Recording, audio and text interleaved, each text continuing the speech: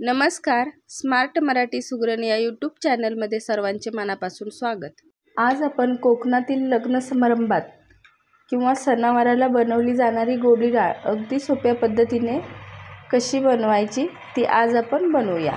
तर त्याच्यासाठी पहा, इथे मी अशी अर्धी वाटी तूर डाळ घेतलेली आहे। याच्यात दुसरी कुठलीही डाळ नाही। तर आता ही तूर डाळ फक्त आपल्याला स्वच्छ 2 पाण्याने धुवून घ्यायची। तर आता तूर डाळ मी 2 पाण्याने स्वच्छ धुवून घेतलेली आहे।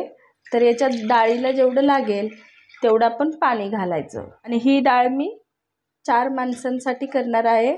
आता तुम्ही कसं जेवढी माणसांसाठी डाळ बनवाल त्याच्यावर तुम्ही साहित्य घ्यायचं।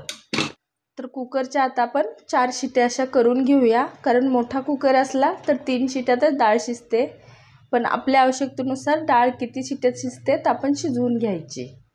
तर हे पहा, 3 ते 4 शिट्या होऊन आपली डाळही मस्त अशी शिजलेली आहे।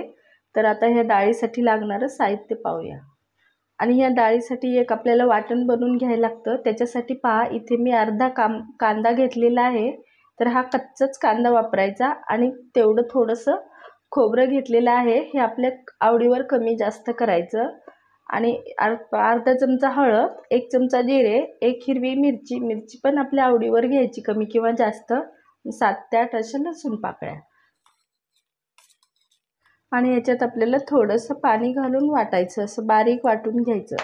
आणि आवश्यकतेनुसार जर पाणी लागलं तरीही घ्यायचं।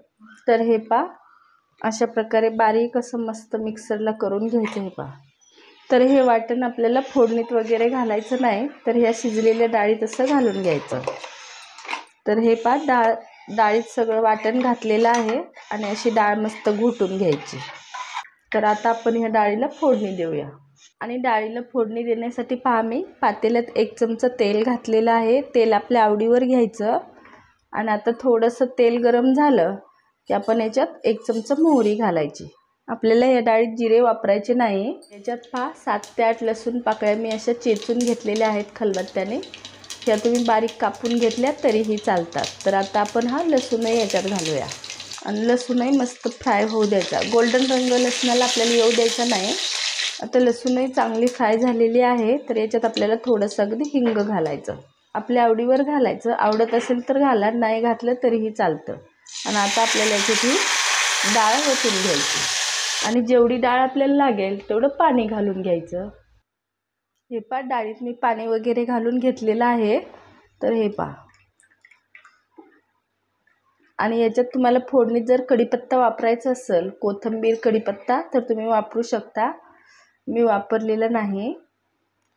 तर आता याच्यात आपल्याला चवीपुरतं डाळीच्या मापावर आपल्याला मीठ घालायचं। तर आता पाणी टाकून डाळ आपली पूर्ण म्हणजे जेवढी करायची तेवढी आपण केलेली आहे। तर आता आपण शेवटला मीठ घालायचं, म्हणजे कसं मिठाचा अंदाज चुकत नाही। आणि आता मस्त मोठा गॅस करायचा आणि थोडीशी उकळी यायला लागली की मंद करूया। तर हे पहा, डाळीला मस्त उकळी आलेली आहे। तर आता आपण हिला 2 ते 3 मिनिट असं मंद गॅसवर उकळून देऊया।